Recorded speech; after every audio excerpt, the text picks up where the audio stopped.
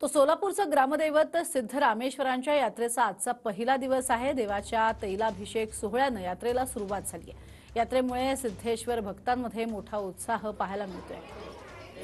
अधिक माहिती घेऊया, सागर सुरवसे आमचे प्रतिनिधी आपल्या सोबत आहेत। सागर, कसा उत्साह पाहायला मिळतोय सध्या?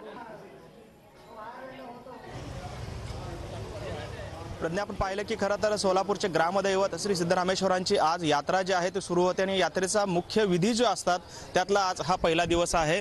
खरं तर सोलापुरातील जे या यात्रेचे मुख्य मानकरी आहेत ते हिरेआबू आणि त्यांच्याच वाड्यातून या यात्रेला जे आहे ती सुरुवात होते। आपण पाहतो या ठिकाणी या वाड्यामध्ये मानाचे जे मुख्य जे 2 नंदीध्वज आहेत, 7 पैकी पहिले 2 नंदीध्वज जे आहेत ते या ठिकाणी या हिरेआबू वाड्यामध्ये असतात आणि इथूनच या यात्रेला जो आहे तो खऱ्या अर्थाने प्रारंभ होतो।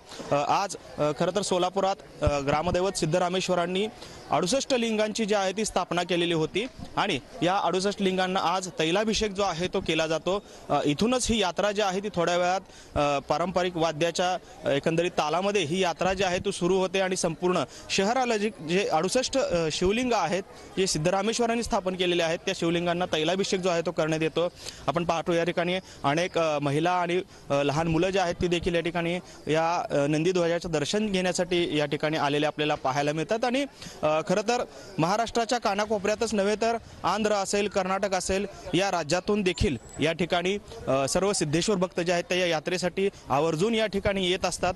4 ते 5 दिवस ही यात्रा जी आहे ती या ठिकाणी सुरू असते आणि या यात्रेदरम्यानच या ठिकाणी संपूर्ण शहर जे आहे ते गजबजलेलं आपल्याला पाहायला मिळतं।